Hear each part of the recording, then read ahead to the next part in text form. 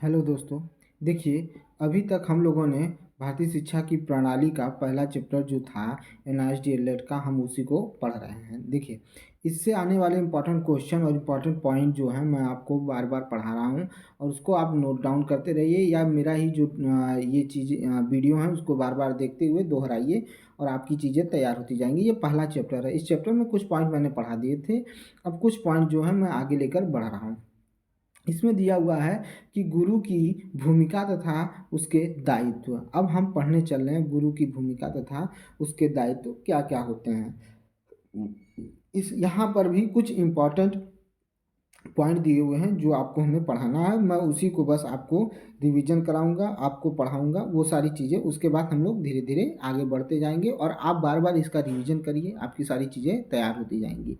देखिए यहाँ पर दिया हुआ है, ठीक है। देखिए यहाँ पर दिया हुआ है आपके आपके सामने। देखिए एकदम इम्पोर्टेंट पॉइंट है। देखिए दिया हुआ है,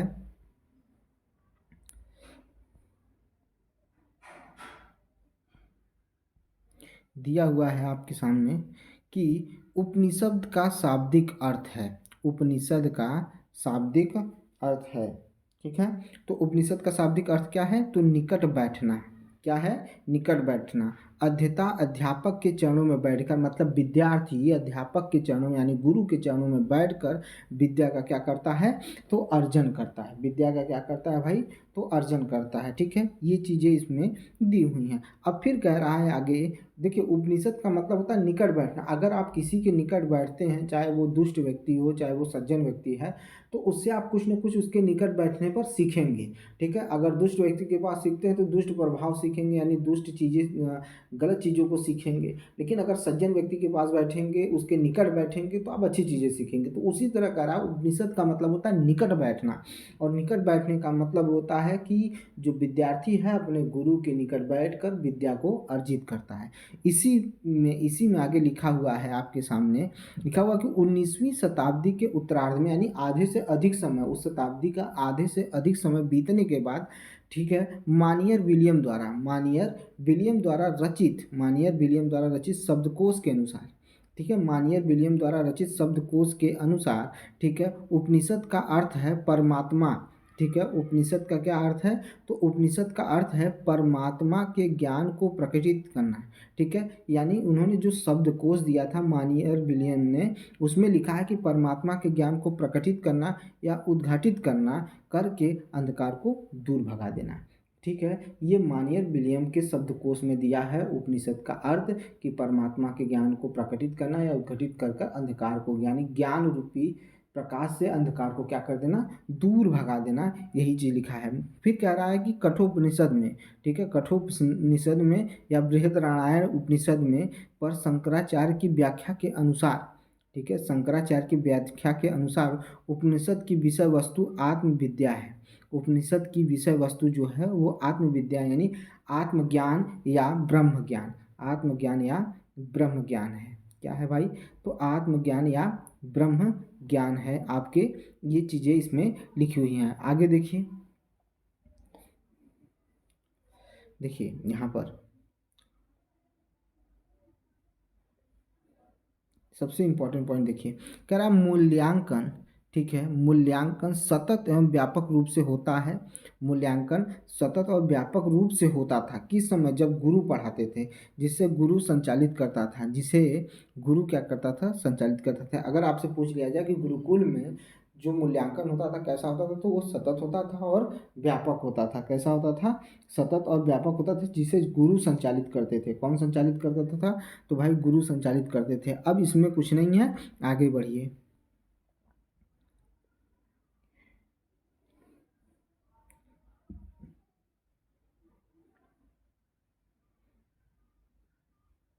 देखिए,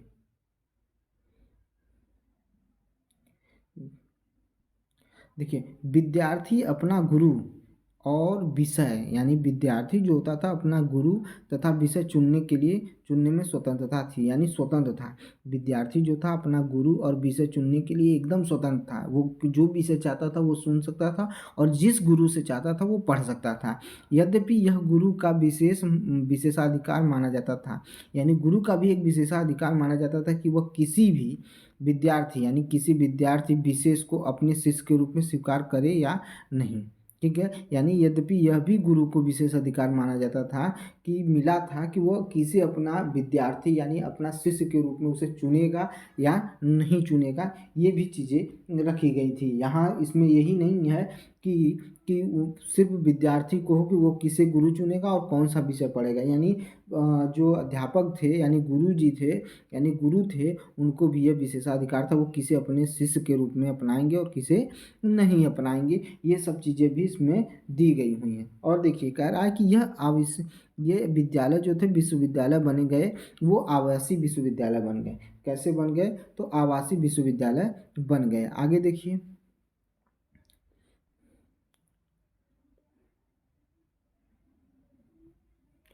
अब देखिए कह रहा है कि मस्जिदों में निम्न स्तर की शिक्षा के लिए, देखिए यहाँ पर ये सबसे इम्पोर्टेंट पॉइंट है कि मंदिरों में क्या कर रहा है भाई, मंदिरों में निम्न शिक्षा यानी निम्न स्तर की शिक्षा के लिए मकतब, यानी अब याद रख लीजिएगा, सॉरी मंदिरों का रहा हूँ, मस्जिद मस्जिद जो होता है, मस्जिदों में निम्न शिक्षा के लिए, निम्न शिक्षा स्तर के लिए मकतब होते थे। क्या होते थे? मकतब होते थे।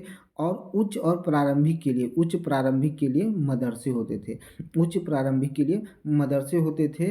और ये इसमें कहा गया कि इस्लामिक शिक्षा जो कि पवित्र कुरान का भाग होता था, और ये इस्लामिक शिक्षा दी जाती थी, वो भी कुरान के भाग इनको पढ़ाए जाते थे। मुसलमान बच्चों को कह रहा कि मुसलमान बच्चों को मुल्लाओं और मौलवियों द्वारा दी जाती थी। जो ये शिक्षा थी, मुसलमान और मुल्लाओं द्वारा ये शिक्षा दी जाती थी। किनको? जो बच्चे कुरान के भाग पढ़ते थे। जो क्या होता था, अगर हम बात करें निम्न स्तर की शिक्षा के लिए मकतब होता था, उच्च शिक्षा के लिए मदरसे होते थे।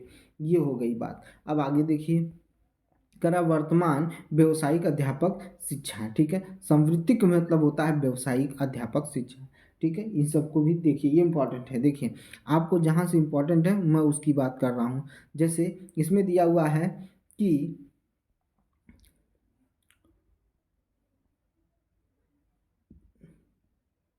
देखिए करा प्रभावनी सकारात्मक। ठीक है, देखिए इसको अगर हम इसको इस तरह से करें तो इसको कह सकते हैं प्रभावनी, प्रभावनी और सकारात्मक। ठीक है, प्रभावनी सकारात्मक। देखिए जो इम्पोर्टेंट वही बात कर रहा है। ठीक है, कह रहा है कि व्यवसायिक अध्यापक शिक्षा जो प्रोफेशनल टीचर होते थे टुडे, कह रहा है वर्तमान में जो व्यवसायिक अध्यापक शिक्षा होती थी वो देख लीजिए, तो क्या था, प्रभावनी और सकारात्मक होता था। ठीक है, ये हो गया। अब इसमें देखिएगा आपको क्या कह रहा है, इसको देख लीजिए। कह रहा है कि सकारात्मक रूप से सोचिए, यानी जो भी सोचना है वो सकारात्मक होना चाहिए। दूसरों को भी सकारात्मक बनाने को प्रोत्साहित कीजिए, यानी जो अध्यापक होता था वो ऐसा हो जो सकारात्मक सोचे और दूसरों को भी सकारात्मक सोचने के लिए प्रोत्साहित करे। अभिव्यक्तिशील, दूसरा क्या कह रहा है भाई, तो अभिव्यक्तिशील, अभिव्यक्तिशील यानी अभिव्यक्तिशील का मतलब होता है कि दूसरों के साथ विचारों का आदान प्रदान करना, प्रभावी संप्रेषण को प्रोत्साहित किया जाए, यानी दूसरों के साथ। ठीक है, कि जो बातें हो, जो ज्ञान की चीज़ें हों, आदान प्रदान करना, अपने विचारों को दूसरों तक पहुंचाना और उनके विचारों को सुनना, ये आदान प्रदान हो गया। और प्रभावी संप्रेषण, संप्रेषण वही होता है जब हम किसी चीज़ को एक दूसरे के सामने क्या करते हैं, रखते हैं और उसके चीज़ों को सुनते हैं और अपनी बातें रखते हैं, उसी को संप्रेषण कहा जाता है। अब आगे देखिए, देखिए एक अच्छा श्रोता। ठीक है, एक अच्छा श्रोता, देखिए क्या है यहाँ पर, एक अच्छा श्रोता। देखिए ये है एक अच्छा श्रोता। एक अच्छा श्रोता का मतलब ये होता है कि जो कैसा भी विद्यार्थी हो, चाहे वो कमज़ोर हो, चाहे वो पढ़ने में अच्छा हो, सबकी बातें सुने। अध्यापक का ये गुण है कि वो उसको क्या करना होगा, एक अच्छा श्रोता बनना होगा। पहले वो किसी की बातों को अच्छे से पहले सुने। ठीक है, तो उसी को कह रहा है कि एक अच्छा श्रोता बनना पड़ेगा अध्यापक को, ताकि वो क्या कर सके, तो विद्यार्थियों की बातों को सहानुभूतिपूर्वक सुन सके।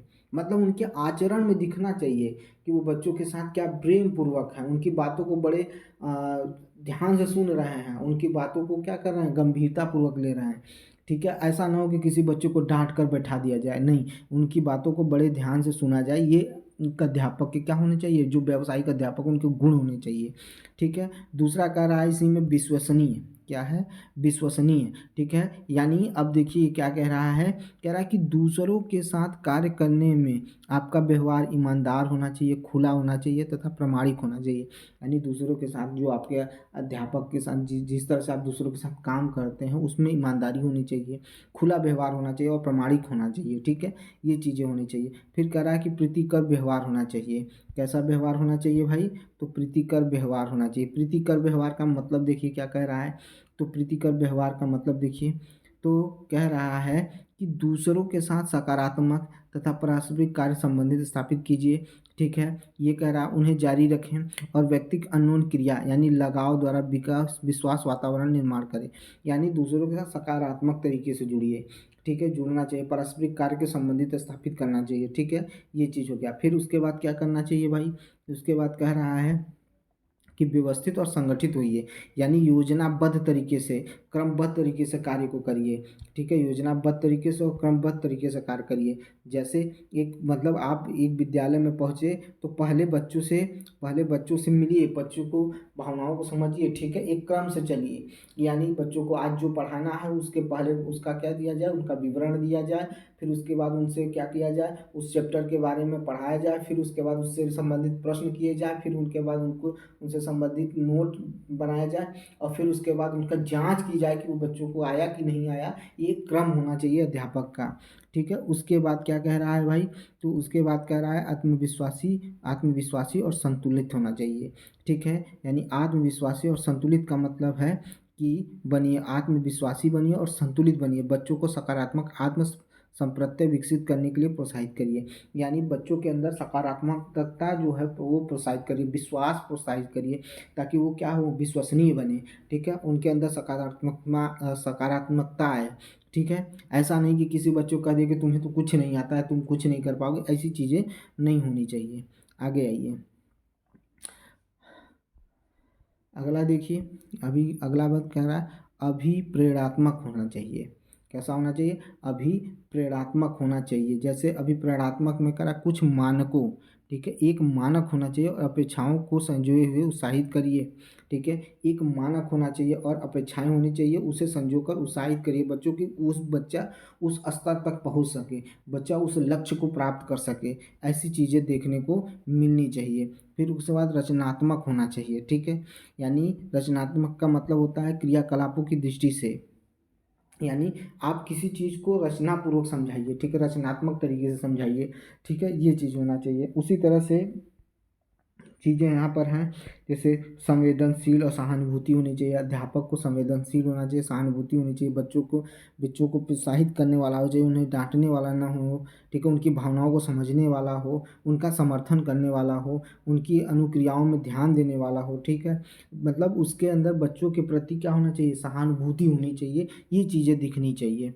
आगे देखिए, इसमें कह रहा है नम्य होना चाहिए। ठीक है, क्या होना चाहिए, तो नम्य होना चाहिए। यानी कह रहा है कि दूसरों को सहार्थ अपनी योजनाएं और दिशाओं को बदलने में सक्षम होना चाहिए, दिशाओं को बदलने में सक्षम होना चाहिए। यानी नम्र होने का मतलब अपने विचारों को व्यवहार को दूसरे की तरह क्या होना चाहिए, दूसरे के सक्षम समझ बदलना चाहिए। ठीक है, व्यक्तिगत रूप से अनुभूति क्षम होना चाहिए। व्यक्तिगत तरीके से क्या होना चाहिए, तो व्यक्तिगत रूप से अनुभूति क्षम होना चाहिए। प्रत्येक बालक को अनुमान और महत्वपूर्ण समझने वाला हो। ठीक है, कह रहा है कि प्रत्येक बालक को, ठीक है, प्रत्येक बालक को अनुमान और महत्वपूर्ण समझने वाला होना चाहिए। यानी हर एक बच्चा उसके लिए महत्वपूर्ण है। हर एक बच्चे के बारे में अनुमान लगाना है कि वो बच्चा कैसे सीख सकता है। ये सारी चीज़ें इसमें आती हैं। ठीक है, आगे देखिए।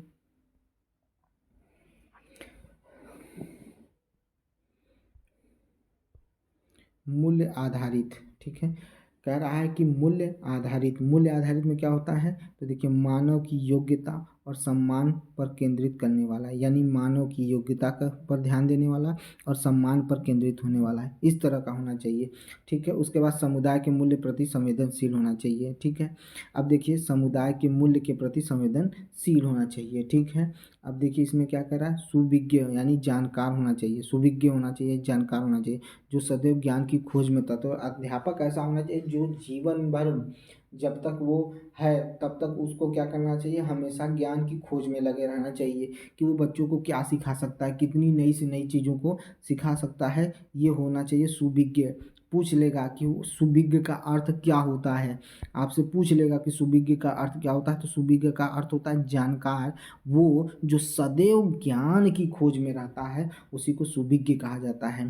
ठीक है, जो सदैव ज्ञान की खोज में होता है उसी को सुविज्ञ कहा जाता है। उसी तरह से होता है सृजनात्मक। ठीक है, सृजनात्मक का मतलब वो होता है जो बहुमुखी हो। ठीक है, बहुमुखी का मतलब जो चारों तरफ सोच सके। ठीक है, नया नवाचार ला सके। ठीक है, यानी नई नई चीज़ों को बता सके, बहुमुखी और नए विचारों को से क्या करे, प्रभावहीन करे। ठीक है, यानी नए विचार रख सके, नया नवाचारी होना चाहिए और बहुमुखी होना चाहिए। उसके अंदर अगला क्या है, गुण क्या होना चाहिए, तो सहनशील और धीर होना चाहिए सदैव। ठीक है, सदैव सहनशील और धीर होना चाहिए, यानी वस्तुगत और न्यायोचित रहने का प्रयास करने वाला चाहिए। ठीक है, सदैव वस्तुगत होना चाहिए और न्यायोचित होना चाहिए। अगला क्या कह रहा है भाई, तो अगला कह रहा है प्रतिबद्ध होना चाहिए। क्या होना चाहिए, तो प्रतिबद्ध होना चाहिए, यानी कह रहा है कि बच्चों के साथ विद्यार्थी और अपने व्यवसाय के प्रति हमेशा क्या होना चाहिए, ईमानदार होना चाहिए, प्रतिबद्ध होना चाहिए। ठीक है, कर्मनिष्ठ होना चाहिए। ये चीज़ें उसको देखने को मिलती है। आगे आइए देखते हैं। अब देखिए क्या कह रहा है यहाँ पर, देखिए देखिए कह रहा एक अध्यापक की विशेषताएं, उसकी भूमिकाएं तथा दायित्व। ठीक है, एक अध्यापक की विशेषताएं, ठीक है, और उसका दायित्व और उसकी भूमिकाएं क्या होनी चाहिए वो चीज़ देख लीजिए। तो कह रहा है कि जो अध्यापक होना चाहिए वो कैसा होना चाहिए, तो अध्यापक हमेशा अध्यापक परिवर्तनशील समाज से जुड़ा होना चाहिए। ठीक है, परिवर्तनशील समाज से। ठीक है, कह रहा है, देखिए ध्यान से, कह रहा है कि यहाँ पर कह रहा है कि आईसीटी हमारे जीवन के लिए, आईसीटी क्या है, हमारे जीवन के लिए, जीवन के लिए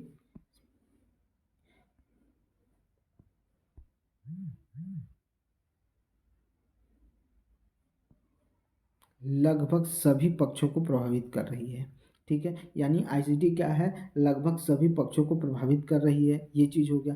दूसरी चीज़, हमें इसके साथ परिवर्तनशील होना चाहिए। जैसे जैसे परिवर्तन देखने को मिला उस तरह से अध्यापक को परिवर्तित होते हुए वर्क करना चाहिए, ये इसमें दिया हुआ है। ठीक है, संयोजित होना चाहिए और ज्ञानाधिकारी समाज होना चाहिए।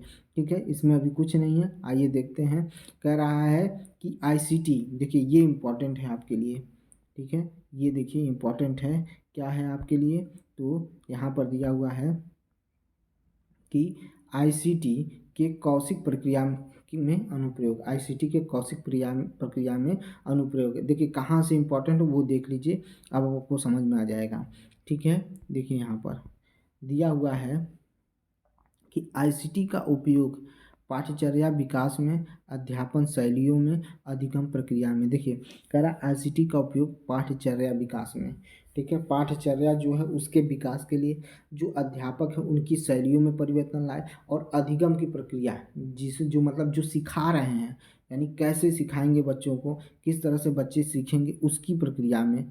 ठीक है, और आगे कह रहा है कि यहाँ पर कह रहा है कि अधिगम प्रक्रिया में, पाठचर्या में, उसके बाद कह रहा है अध्यापक के अध्यापक के शैलियों में। ठीक है, यानी अध्यापन शैलियों में।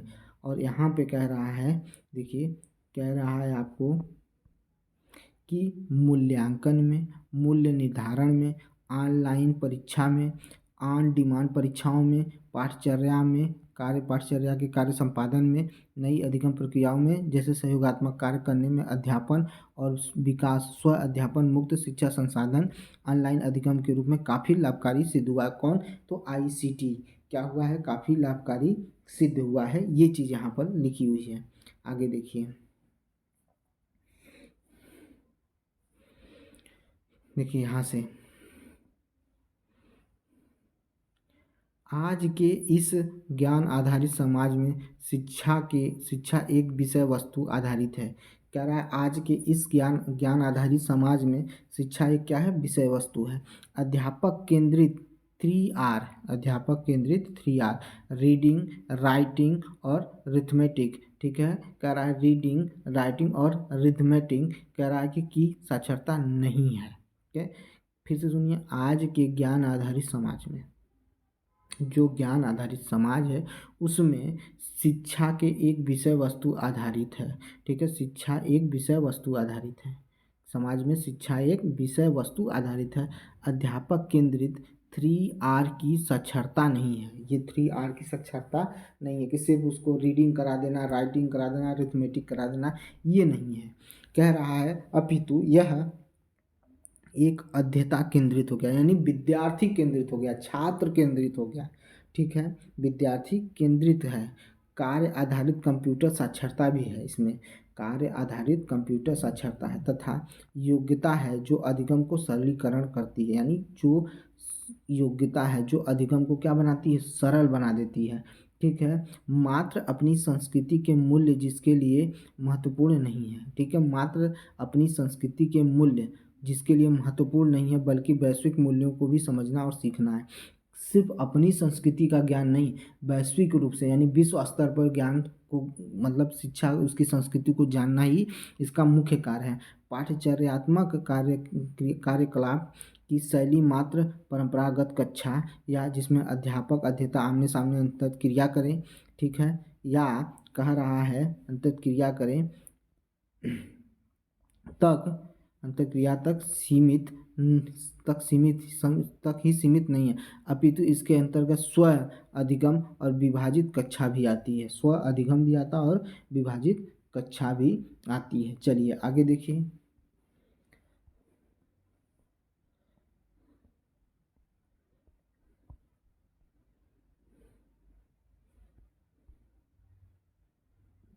देखिए विकासशील समाज में किसकी बात कर रहा है, तो विकासशील समाज में अध्यापक की भूमिका। अध्यापक की भूमिका क्या है विकासशील समाज में, ये देखिए, कह रहा है कि औद्योगिकी चुनौतियों के फलस्वरूप अध्यापक के लिए नई भूमिकाएं सृजित हुई हैं। औद्योगिकी चुनौतियों के फलस्वरूप, जो औद्योगिक चुनौतियां देखी गई उसके फलस्वरूप अब अध्यापक की नई नई भूमिकाएं देखने को मिल रही हैं। ठीक है, लारी लार्स, ठीक है, कर्वसेशन मॉडल में अध्यापक के लिए 4 प्रकार की भूमिकाओं का जिक्र हुआ है। लारी लार्स, ठीक है, कर्वसेशन मॉडल में अध्यापक के लिए 4 भूमिकाएं हैं। उदाहरण के लिए देखिए, कह रहा अध्यापक के तर्कमूलक विधि, अध्यापक की पहली क्या है, तर्कमूलक विधि, फिर अनुकूली विधि, फिर अन्योन क्रियात्मक विधि और विमर्शक विधि। ये 4 हैं अध्यापक के, क्या हैं, 4 प्रकार की भूमिकाओं का जिक्र किया गया है किसमें, लारी, ठीक है, लार्स, कर्वेसन, ठीक है, कर्व सेशन में अध्यापक के लिए 4 प्रकार की भूमिकाओं का जिक्र किया गया है। ये बहुत इंपॉर्टेंट है। ठीक है, इस पर जरूर ध्यान दीजिएगा, ये बहुत ही इम्पॉर्टेंट है। किसकी बात कर रहा हूँ, तो ये, ठीक है, Laurillard conversation model में अध्यापक के लिए 4 प्रकार की, अध्यापक के लिए 4 प्रकार की, 4 प्रकार की क्या की गई हैं, 4 प्रकार की, रुके रहिए 2 मिनट।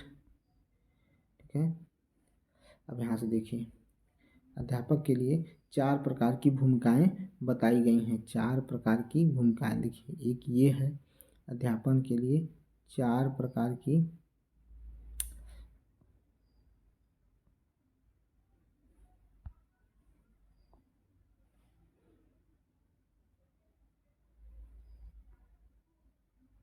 का जिक्र हुआ है। ठीक है, ठीक है, पहला क्या है, उदाहरण के लिए अध्यापक तर्कमूलक, अध्यापक के तर्कमूलक विधि।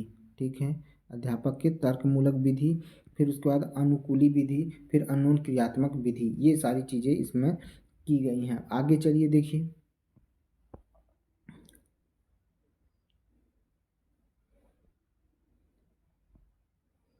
देखिए कह रहा आज के नए विश्व में बहुत सारी भूमिकाएं हैं जिनके संपादन की अपेक्षा अध्यापक से है। ठीक है, जिनके संपादन की अपेक्षा अध्यापक से कुछ विशिष्ट भूमिकाओं को निम्नलिखित सम्मिलित है। पहला क्या है आपका, तो पहला है आपका, कह रहा है कि ई कल्चर का विकासक एवं पोषक, ई कल्चर का विकासक एवं पोषक, नेटवर्क, ठीक है, और परिवर्तन करता, नेटवर्कर और परिवर्तन करता होना चाहिए, अधिगम करता और सुसाध्यक होना चाहिए, अधिगम संसाधन विकासक होना चाहिए, ठीक है, फिर टेक्नो पेडागॉगी होना चाहिए, ठीक है, मूल्यांकन करता होना चाहिए, क्रियात्मक शोधकर्ता होना चाहिए, क्या होना चाहिए, क्रियात्मक शोधकर्ता होना चाहिए, और क्या होना चाहिए देख लीजिए, ठीक है, और कह रहा है कि आपका मूल्यांकन करता होना चाहिए, क्रियात्मक शोधकर्ता होना चाहिए, व्यवहार विज्ञानी होना चाहिए, यानी उसका जो व्यवहार होना चाहिए वो वैज्ञानिक की तरह होना चाहिए, ठीक है, और पाठचर्या विकल्पक और कार्य संपादक होना चाहिए, ठीक है, और क्या कह रहा है, शैक्षिक प्रणाली अभिकल्पक होना चाहिए, शैक्षिक प्रणाली अभिकल्पक होना चाहिए। इसी के साथ आगे बढ़ते हैं। देखिए अब ये देखिए यहाँ से आपका इम्पोर्टेंट शुरू होता है, जो बहुत ही इम्पोर्टेंट है। आज की भारतीय शिक्षा की उत्पत्ति, पूर्व स्वतंत्रता काल, ठीक है, करा आज की भारतीय शिक्षा की उत्पत्ति। देखिए आज की भारतीय शिक्षा की उत्पत्ति और पूर्व स्वतंत्रता काल का मतलब समझिए कि आज की भारतीय शिक्षा की उत्पत्ति जो हुई थी वो स्वतंत्रता से पहले का काल जो था वहाँ से शुरू हुई थी, स्वतंत्रता काल से पहले से शुरू हुई थी, उसकी बात कह रहा है। चलिए देखते हैं, चलिए आइए देखिए, गिरजाघरों में अंग्रेजी, सॉरी, ठीक है, गिरजाघरों में अंग्रेजी के माध्यम से, देसी मंदिरों में संस्कृत के माध्यम से और मदरसों में फारसी और अरबी के माध्यम से शिक्षा दी जाने लगी, ठीक है। तो कह रहा है गिरजाघरों में अंग्रेजी से, संस्कृत में मंदिरों से, ठीक है, मंदिरों से संस्कृत में, और मस्जिदों से फारसी और अरबी में क्या दी जाने लगी, शिक्षा देना शुरू किया गया। ये सारी चीज़ें शुरू हो गई थी किसमें, कब से, स्वतंत्रता के पहले की बात है, ठीक है। कह रहा है कि अभ्यास देखिए, कह रहा है कि भारत, ठीक, कि भारत में वर्तमान शिक्षा प्रणाली का आरंभ 19वीं शताब्दी से हुआ था। पूछ लिया जाएगा कि भारत में वर्तमान में जो शिक्षा प्रणाली है उसकी शुरुआत किस शताब्दी से हुई थी, तो 19वीं शताब्दी से शुरू हुआ था। कब से हुआ था, तो 19वीं शताब्दी से शुरू हो चुका था, ठीक है। वर्तमान में शिक्षा प्रणाली की शुरुआत 19वीं शताब्दी से शुरू हो चुका था। अब यहाँ से देखिए मोस्ट इम्पॉर्टेंट शुरू हो रहा है, ठीक है। देखिए कह रहा है कि यह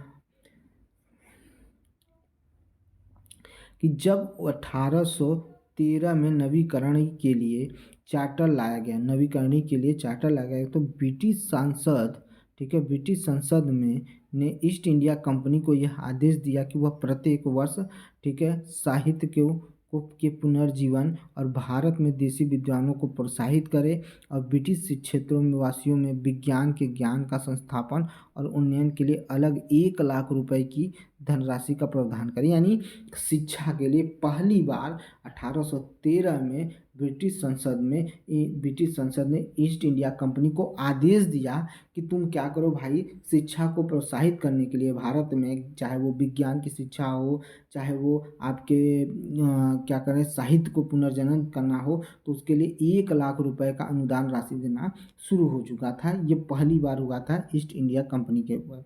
करा इस प्रकार यह प्रथम बार हुआ कि महारानी बर्तानिया, ठीक है, महारानी बर्तानिया के द्वारा शिक्षा के लिए सरकारी वित्तीय व्यवस्था की गई।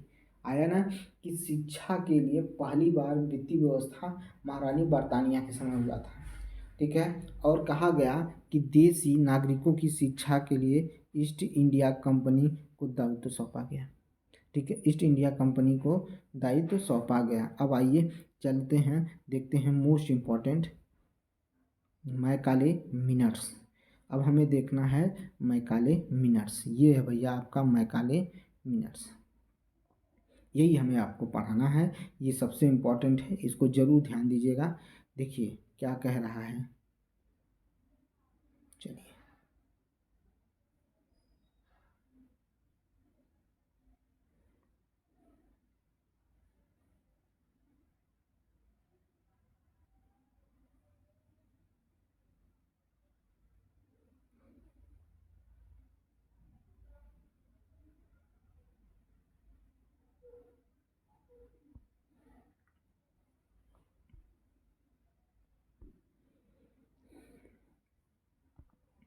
चलिए देखिए, देखिए लॉर्ड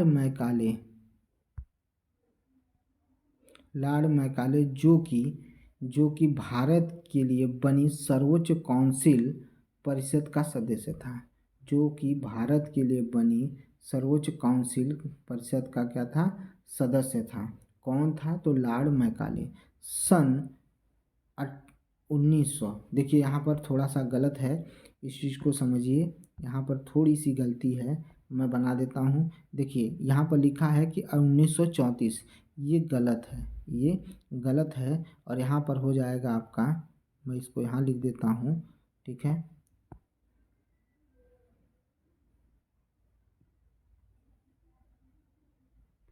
यहाँ लिख देता हूँ, तो ये है 1900, सॉरी 1900 नहीं, 1800, ठीक है, 1834, क्या है, 1834, ठीक है। तो कह रहा है कि जो लॉर्ड मैकाले था वो कब आया था, तो 1834 में। यहाँ 1934 लिखा है भाई, ये गलत है, ठीक है। यहाँ पर 1934 की जगह पर 1834 में भारत आया था। उस समय भारत के, ठीक है, मैं इसे लिख देता हूँ, रुक जाइए, ये इम्पोर्टेंट है। 1834, ठीक है। 1834 में कौन आया था भारत, तो लॉर्ड मैकाले भारत आया था।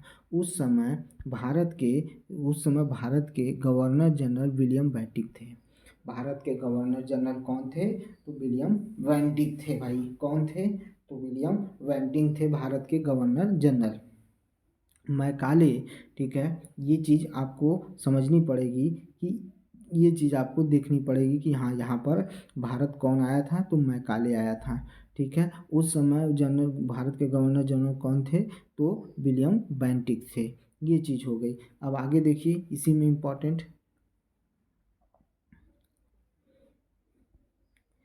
देखिए क्या कह रहा है कि लॉर्ड मैकाले जो General Committee of Public Instruction का चेयरमैन था। किसका चेयरमैन था, तो General Committee on Public Instruction का chairman, General Committee on Public Instruction का चेयरमैन था। जनवरी 1935 में एक स्मरण पत्र, ठीक है, मोमेरेंडम तैयार किया और उसे प्रसारित किया। 1935 में उसने क्या किया, एक स्मरण पत्र यानी मोमेरेंडम तैयार किया, उसे प्रसारित किया, ठीक है। ये चीज़ हो गई। अब इसमें यहाँ देखिए इम्पोर्टेंट कहाँ से है, तो यहाँ से देखिए, यहाँ से अंग्रेजी भाषा के माध्यम के पाश्चात्य विज्ञान का समर्थन किया, ठीक है। अंग्रेजी भाषा के माध्यम से, ठीक है, पाश्चात्य विज्ञान का समर्थन किया, यानी अंग्रेजी भाषा में पाश्चात्य विज्ञान को समझने या पढ़ने का समर्थन किया। किसने किया, तो किया किसने, तो लॉर्ड मैकाले ने किया। इस विषय पर उसकी धारणा भारतीय शिक्षा के लिए इतिहास में मैकाले मिनट्स के नाम से प्रख्यात हुई। इसी विषय पर उसकी धारणा यानी उसके विचार जो थे वो भारतीय शिक्षा के इतिहास में मैकाले मिनट्स के नाम से प्रख्यात हुए, ठीक है। या उसे कहा जाए कि हम कहें, यह कहें कि हमारे लिए कुख्यात हुए, ठीक है, मैकाले मिनट्स। मैकाले कब आया, तो लॉर्ड मैकाले 1834 में भारत आया। उस समय जनरल गवर्नर विलियम बेंटिक थे, ठीक है। उसने 1835 में, फिर यहाँ देखिए गड़बड़ हुआ, 1935 की जगह पर 1835 में उसने क्या दिया था, तो उसने एक मोमेरेंडम तैयार किया था, ठीक है, जिसे प्रसारित किया, ठीक है। उसके बाद कहा कि अंग्रेजी भाषा के माध्यम से पाश्चात्य विज्ञान का समर्थन किया। इसी को हमने, उसे क्या कहा गया, तो मैकाले मिनट्स कहा गया। क्या कहा गया भाई, मैकाले मिनट्स कहा गया। यहाँ पर इतना ही इम्पोर्टेंट है। आगे देखिए, अब यहाँ पर देखिए कह रहा है कि हमें देसी शिक्षा, देखिए यहाँ पर हमें देसी शिक्षा पद्धति के विषय में सोचने भर में 100 वर्ष लग गए, 100 वर्ष लग गए। और जब सन 1937 में, कितने, 1937 में, 1937 में महात्मा गांधी ने वर्धा कॉन्फ्रेंस में बेसिक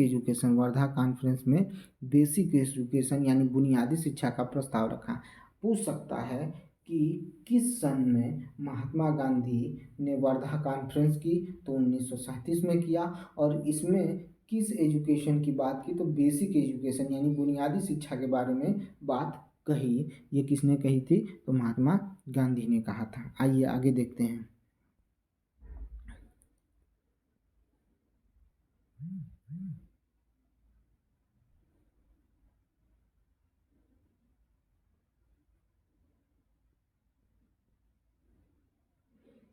देखिए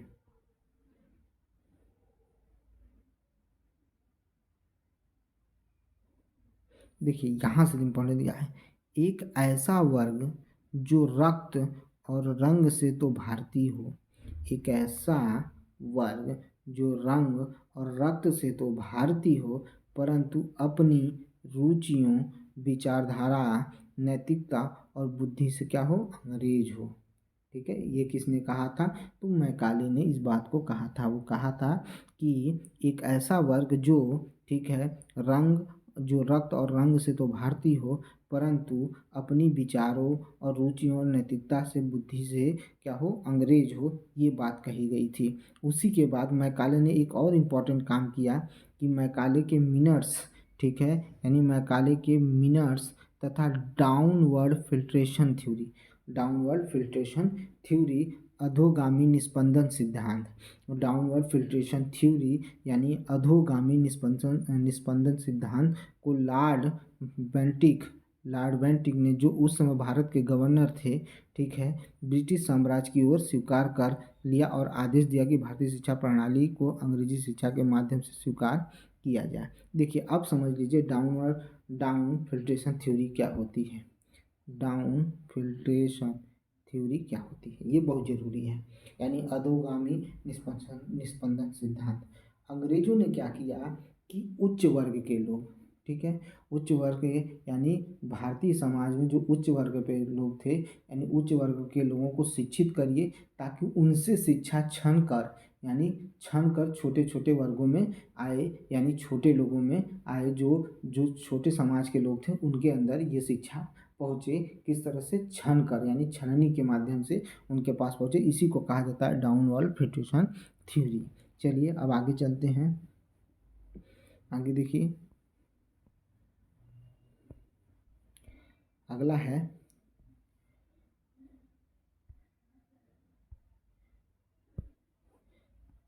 वुड डिस्पैच। ये है आपका वुड डिस्पैच। वुड डिस्पैच में क्या है उसके बारे में जान लीजिए कि वुड डिस्पैच क्या होता है।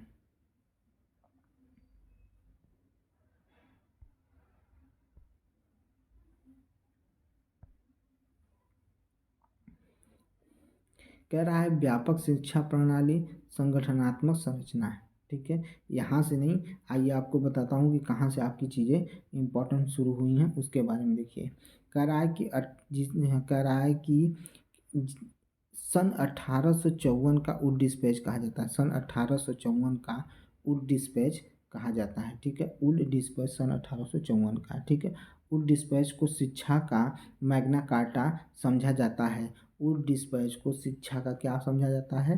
तो मैग्ना कार्टा समझा जाता है। वुड डिस्पैच को शिक्षा का, वुड डिस्पैच को देखिए यहाँ से, वुड डिस्पैच को शिक्षा का मैग्ना कार्टा यानी महाधिकार पत्र समझा जाता है। वुड डिस्पैच को शिक्षा का मैग्ना कार्टा यानी महाधिकार पत्र समझा जाता है। ब्रिटिश संसद में, ठीक है, ब्रिटिश संसद की ओर शिक्षा नीति के रूप में अपनाई जाने वाली यह पहली सरकारी घोषणा थी। ब्रिटिश संसद की ओर शिक्षा नीति के रूप में अपनाई जाने वाली यह पहली सरकारी घोषणा थी। ठीक है, यह पहली सरकारी घोषणा थी। ठीक है, अब कह रहा है उस डिस्पैच के द्वारा भारतीय वासियों की शिक्षा की दायित्व ईस्ट इंडिया कंपनी पर डाला गया। यानी उस डिस्पैच के द्वारा भारतीय वासियों के यानी भारत के लोगों के शिक्षा का दायित्व उस डिस्पैच के अनुसार भारतीय लोगों के शिक्षा का जिम्मा, ठीक है, दायित्व ईस्ट इंडिया कंपनी पर डाल दिया गया। इसे ईस्ट इंडिया कंपनी पर डाला गया। लेकिन इसका मेन काम क्या था वो देख लीजिए। मेन काम क्या था? तो इसका मेन काम था कि लोक नौकरशाही की उत्पत्ति इस शिक्षा का महत्वपूर्ण उद्देश्य था। लोक नौकरशाही यानी आप सिर्फ मेरे आदेश का क्या करिए? पालन करिए। आप कुछ फैसला नहीं कर सकते हैं, आप सिर्फ नौकर बनकर मेरा काम कर सकते हैं शिक्षित होने के बाद। ऐसी शिक्षा दी जाए। अब देखिए यहाँ पर, अब इसी के अंतर्गत, ठीक है, उन डिस्पैच के अंतर्गत इसके लिए बहुत सारे प्राथमिक, मिडिल और हाई स्कूल खोले गए। इसके लिए बहुत सारे प्राथमिक, मिडिल और हाई स्कूल खोले गए। पहली बार में देखिए यहाँ पर, पहली बार में उड डिस्पैच ने, ठीक है, देश के 5 प्रांतों, देश के 5 प्रांतों, अब कह रहा कि उड डिस्पैच ने देश में पहली बार 5 प्रांत कौन कौन से हैं, तो बंगाल, फिर बॉम्बे, ठीक, उसके बाद है आपका मद्रास, ठीक है, उसके बाद है पंजाब, और उसके बाद है नॉर्थ वेस्ट प्रांत, ठीक है। डिपार्टमेंट ऑफ पब्लिक इंस्ट्रक्शन खोले गए, डिपार्टमेंट ऑफ पब्लिक इंस्ट्रक्शन खोले गए, ये चीज़ हुआ। फिर उसके बाद आ जाइए, यहाँ पर दिया हुआ है, यहाँ पर दिया हुआ देखिए कि 1857 में पहले, ठीक है, 1857 में पहले 3 विश्वविद्यालय की स्थापना की गई। पहले 3 विश्वविद्यालय की क्या की गई, स्थापना की गई। और ये तीनों विश्वविद्यालय कौन कौन से हैं, तो पहला विश्वविद्यालय था कोलकाता, दूसरा था बॉम्बे, तीसरा मद्रास। यानी पहली बार 1857 में पहले 3 विश्वविद्यालय की स्थापना की गई। 1857 में पहले 3 विश्वविद्यालय की स्थापना की गई, जिसमें से था, पहला था कोलकाता, बॉम्बे और मद्रास, ठीक है। अब आगे आइए देखिए,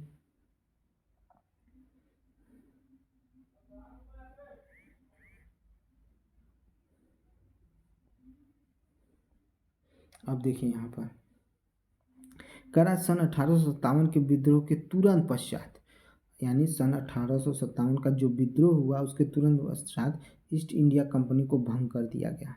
ईस्ट इंडिया कंपनी को भंग कर दिया गया और सरकार सीधे ब्रिटिश साम्राज्य के अधीन आ गई। जो सरकार थी वो सीधे ब्रिटिश साम्राज्य के अधीन आ गई। अब आगे चलते हैं, देखिए इतना इम्पोर्टेंट के बाद अब आगे चलते हैं।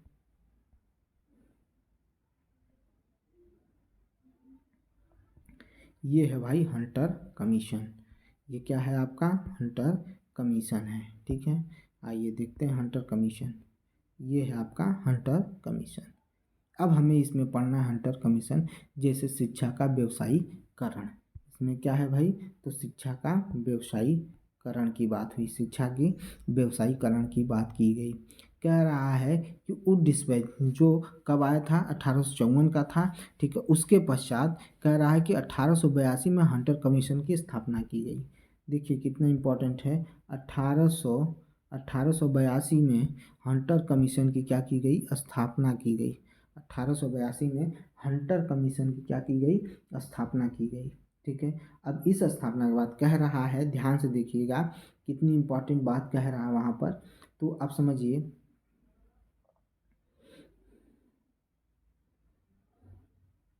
देखिए यहाँ पे कह रहा है, जिसके कारण विद्यालयी शिक्षा को हाई स्कूल में 2 स्ट्रीम धाराएं बनाकर सरल और कारगर बनाने का प्रयास किया गया। यानी जिसके कारण, मतलब जो हंटर कमीशन बनाया गया, इसकी वजह से क्या हुआ कि जो हाई स्कूल में 2 स्ट्रीम धाराएं चलाई गई, ठीक है, सरल और कारगर बनाया गया।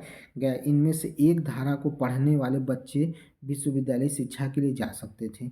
मतलब एक जो धड़ा था वो मतलब पढ़कर ऊंची शिक्षा ले सकता था, विश्वविद्यालय शिक्षा ले सकता था, विश्वविद्यालयी शिक्षा को ले सकता था। जबकि दूसरी धारा वाले बच्चे वाणिज्य, यानी वाणिज्य, ठीक है, व्यावसायिक और तकनीकी शिक्षा को अपना सकते थे। यानी एक जो धारा था वो ऊंची शिक्षा ले सकता था और एक क्या कर सकता था, व्यावसायिक तकनीकी शिक्षा ले सकता था। ये इसमें कहा गया, किस में कहा गया, तो हंटर कमीशन में कहा गया, ठीक है। अब ये किस लिए था, तो भाई व्यावसायिक शिक्षा, ठीक है, आरंभ करना, यह प्रथम प्रयास था किसका, हंटर कमीशन का, ठीक है। ये प्रथम प्रयास था, ठीक है, किसका भाई, तो हंटर कमीशन का, ठीक है। अब आइए विश्वविद्यालय संबंधी आयोग, देखिए अगला है विश्वविद्यालय संबंधी आयोग।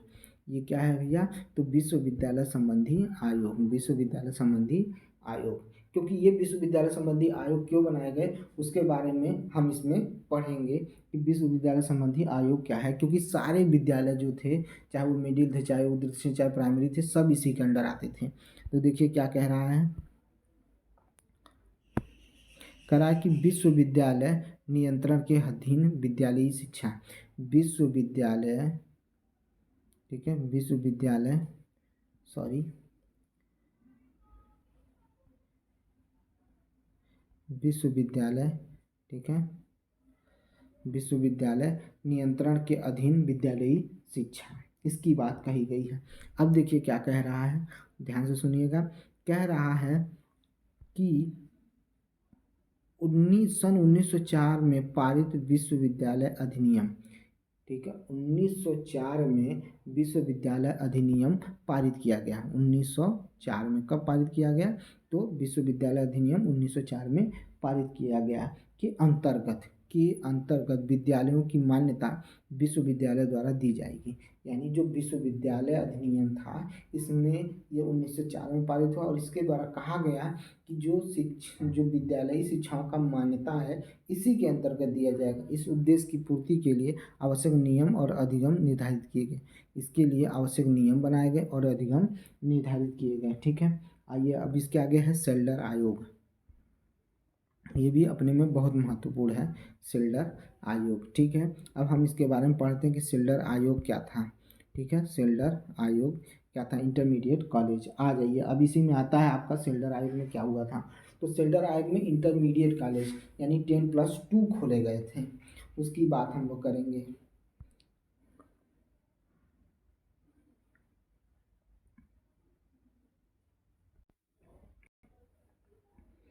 देखिए सेल्डर आयोग में क्या होता है, कह रहा है कि सन 1917 ने, ठीक है, 17 ने महसूस किया, ठीक है, करा सेल्डर आयोग। ठीक है, देखिए यहाँ पर,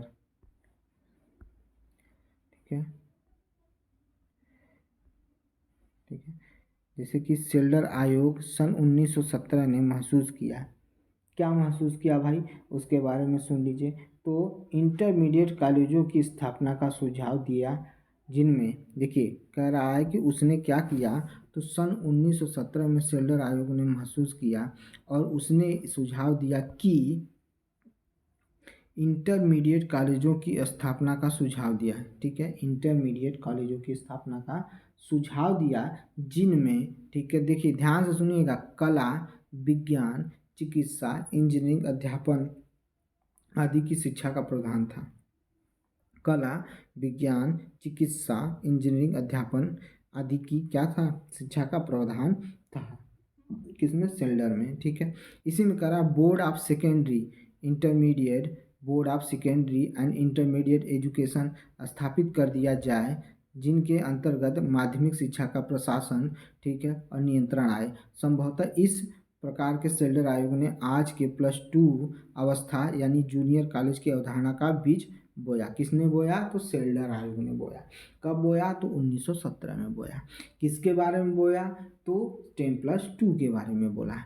ठीक है, इसमें क्या क्या रहेगा, कौन कौन से विषय की बात की, तो कला की बात की, विज्ञान की बात की, चिकित्सा, इंजीनियरिंग और अध्यापन की बात की। ये सारी बात इसमें इसके अंतर्गत आती है, सेल्डर आयोग के अंतर्गत। चलिए आगे देखते हैं।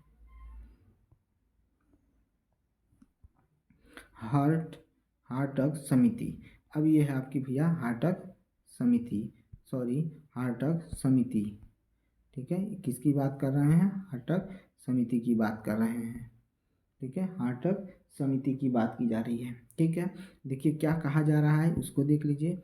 ठीक है, कह रहा है देश में शिक्षा की स्थिति का जांच करने के उद्देश्य से, यानी अब देश में शिक्षा की स्थिति कैसी है। ठीक है, इतने सारे आयोग और इतने सारे चीज़ें बनने के बाद देश में शिक्षा की स्थिति कैसी है उसकी जांच करने के लिए सन 1929 में, सन 1929 में, सन 1929 में, 1929 में क्या किया गया?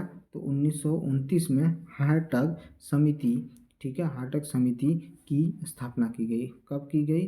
तो 1929 में हार्टग समिति की स्थापना की गई। हार्टग समिति की स्थापना सन 1929 में की गई। ठीक है, 1929 में की गई हार्टग समिति की स्थापना। ठीक है, देखो क्या कह रहा है यहाँ पर, जहाँ से इम्पोर्टेंट है मैं आपको वही बता रहा हूँ और आप भी उसी चीज़ों पर ध्यान दीजिए। ठीक है, देखिए कह रहा है कि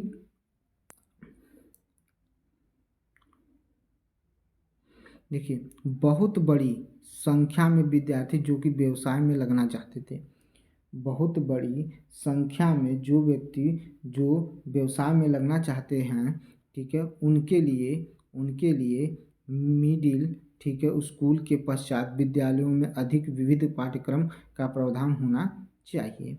मतलब ऐसे पाठ्यक्रम का व्यवधान होना चाहिए जिससे कि वो क्या कर सके, कुछ सीख सके, ताकि वो बच्चे, देखिए कह रहा है कि अधिक बच्चे, ठीक है, कह रहा है अधिक बच्चे मिडिल स्कूल पास करने के पश्चात औद्योगिकी या व्यापारिक क्षेत्रों में भेज दिए जाएं, जहां टेक्निकल तथा औद्योगिक औद्योगिक विद्यालयों में विशेष शिक्षा के लिए तैयार किए जा सके, औद्योगिक विद्यालयों में विशेष शिक्षा के लिए तैयार किए जा सके। ये था हार्टक समिति का काम। ये जांच कर रही थी शिक्षा का, कहाँ पर, जहाँ अब तक की भारतीय शिक्षा के बारे में। आइए देखते हैं आगे। सपरू समिति, ये देखिए क्या है, सपरू समिति है, ठीक है, ये क्या है, सपरू समिति है। अब इसके बारे में देखते हैं सपरू समिति क्या था। तो सपरू समिति विविध व्यावसायिक पाठ्यक्रम, इसके अंतर्गत आते थे विविध व्यावसायिक पाठ्यक्रम, और ये मूलतः किसके लिए था, तो उत्तर प्रदेश के 1934 में उत्तर प्रदेश 1934 में उत्तर प्रदेश के लिए था, ठीक है। और उत्तर प्रदेश में, ठीक है, बेरोजगारी के कारण की जांच करने हेतु ये बनाया गया था। उत्तर प्रदेश में बेरोजगारी का जांच करने के लिए, बेरोजगारी की जांच करने के लिए इस समिति को बनाया गया था, ठीक है। समिति ने यह निष्कर्ष निकाला, देखिए कह रहा है, समिति का यह निष्कर्ष था कि हमारी शिक्षा प्रणाली विद्यार्थियों को मात्र परीक्षाओं, यानी जो हमारी शिक्षा प्रणाली थी शिक्षार्थियों को मात्र, ठीक है, छात्रियों को, यानी जो छात्र हैं उनको मात्र परीक्षा और डिग्री तैयार करना था, ठीक है।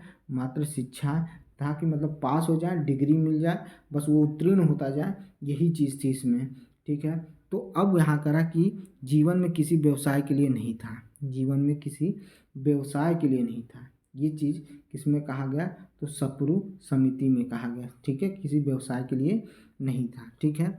थोड़ा सा इसमें आप इनको क्या करिएगा, इन सब चीज़ों को क्या करिएगा, पढ़ लीजिएगा। देखिए ये थोड़े इम्पॉर्टेंट हैं, इसको एक बार ज़रूर देख लीजिएगा, ये और ये। अब आगे आइए क्या कह रहा है, अगला है अबार्ड वुड प्रतिवेदन रिपोर्ट। अबार्ड वुड प्रतिवेदन रिपोर्ट, इसी में बात की गई है पॉलिटेक्निक की। क्या किसकी बात की गई है, तो पॉलिटेक्निक की बात इसी में की गई है, ठीक है। ये देखिए अबार्ड वुड प्रतिवेदन, ठीक है, देखिए पॉलिटेक्निक, ठीक है। चलिए देखिए, कह रहा है central advisory board of education, central advisory board of education ने सन 1935 का प्रस्ताव पालन करते हुए, सन 1935 का प्रस्ताव का पालन करते हुए 1936 में दो विशेषज्ञ सलाहकारों, ठीक है, पहले थे दो विशेषज्ञ सलाहकारों, जिसमें से पहले थे आपके कौन थे, तो पहले थे श्री अबार्ड और दूसरे थे वुड, को सरकार द्वारा क्या किया गया, तो श्री अबार्ड और वुड को सरकार द्वारा क्या किया गया, तो आमंत्रित किया गया भैया, क्या किया गया, आमंत्रित किया गया कि सरकार को व्यावसायिक शिक्षा की समस्याओं पर सलाह दे सके, ठीक है, सरकार को व्यावसायिक शिक्षा के पर क्या दे सके, सलाह दे सके। और इन्होंने सलाह दिया, अपनी रिपोर्ट प्रस्तुत की, और उन्होंने अपनी रिपोर्ट कब प्रस्तुत की, तो देख लीजिए 1937 में अपनी रिपोर्ट प्रस्तुत की, ठीक है। उन्होंने अपनी रिपोर्ट जो थी 1937 में प्रस्तुत की, और प्रस्तुत करने के बाद ये बताया, देखिए उन्होंने कहा कि तकनीकी शिक्षा संस्था का उदय हुआ, जिसे पॉलिटेक्निक का नाम दिया गया। इसी के बाद, इसी परिणाम के बाद, इसके परिणाम स्वरूप एक तकनीकी शिक्षा का उदय हुआ, जिसे पॉलिटेक्निक का नाम दिया गया। किसमें आता है, तो अबार्ड वुड प्रतिवेदन में आता है, ठीक है। और फिर उसके बाद क्या गया, कहा गया कि तकनीकी, व्यापारिक और कृषि संबंधी हाई स्कूल प्रारंभ किए, जो गैर साहित्यिक शिक्षा प्रदान करते थे, यानी गैर साहित्यिक शिक्षा प्रदान करते थे, वैसे हाई स्कूल आरंभ किए गए, ठीक है, जो तकनीकी, व्यापारिक और कृषि संबंधी थे, ठीक है।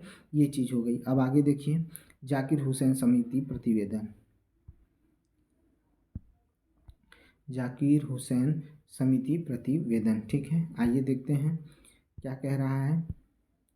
वर्धा, ठीक है, स्कीम 1937, वर्धा स्कीम 1937, ठीक है। इसमें देखिए, यहाँ पर देखिए इम्पोर्टेंट, यहाँ से समझिएगा, ठीक है। देखिए ये चीज़, ठीक है, महात्मा गांधी, ठीक है, महात्मा गांधी द्वारा, ठीक है, महात्मा गांधी द्वारा कहा गया, क्या कहा गया, क्या बात रखी गई, तो कहा गया महात्मा गांधी द्वारा सुझाव दिया गया कि प्रस्ताव पारित किया गया कि राष्ट्रीय स्तर पर बच्चों को 7 वर्ष तक निःशुल्क एवं अनिवार्य शिक्षा मातृभाषा में दी जाए, ठीक है। राष्ट्रीय स्तर पर 7 वर्ष तक के निःशुल्क, 7 वर्ष तक के बच्चों को निःशुल्क और अनिवार्य शिक्षा दी जाए, वो भी किसमें, मातृभाषा में, ठीक है, किसमें, मातृभाषा में दी जाए, जिसमें शैक्षिक प्रक्रिया इस समस्त विधि से अवधि से हाथ से किए जाने का उत्पादक कार्य गिर्द केंद्रित था, ठीक है। ये चीज़ हो गई। सीधी बात आप जानिएगा कि वर्धा कमीशन जो आया था, सॉरी वर्धा स्कीम जो आया था 1937 में, ठीक है, उसमें ये कहा गया था कि महात्मा गांधी ने कहा था कि जो राष्ट्रीय स्तर पर 7 वर्ष के बच्चों को क्या किया जाए, क्या दिया जाए, निःशुल्क और अनिवार्य शिक्षा मातृभाषा में दी जाए। ये है इसका मेन काम, ठीक है। और इसी में बात कहा गया कि केंद्रीय हस्तशिल्प के साथ समग्र रूप से संबंधित की जाए, ठीक है, ये भी चीज़ इसमें डाला गया। अब आगे देखिए,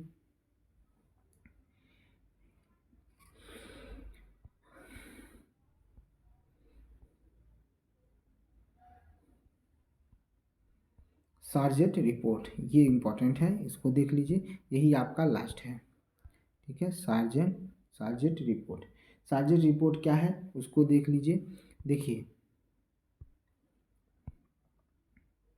देखिए कह रहा है कि सार्जेंट रिपोर्ट पहली ऐसी व्यापक स्कीम थी, सार्जेंट रिपोर्ट पहली ऐसी व्यापक स्कीम थी जिसमें शिक्षा के सभी स्तर, शिक्षा के सभी स्तर तथा पक्ष पूर्व प्राथमिक, ठीक है, पूर्व प्राथमिक, हाई स्कूल, विश्वविद्यालय शिक्षा, साथ साथ तकनीकी, व्यावसायिक और सांस्कृतिक शिक्षा सम्मिलित थी, इसमें पूरे थे, ठीक है, सम्मिलित थी, ठीक है। और कहा गया कि देश में बेरोजगारी की समस्या पर गहन विचार किया गया, माना गया कि शिक्षा में ही इसका समाधान निहित है, ठीक है, शिक्षा में इसका समाधान निहित है। स्वतंत्र भारत की शिक्षा के लिए एक ठोस आधार प्रस्तुत किया गया, ठीक है, स्वतंत्रता के लिए के बाद भारतीय शिक्षा के लिए एक ठोस आधार प्रस्तुत किया गया, इसमें ये बात कही गई, ठीक है।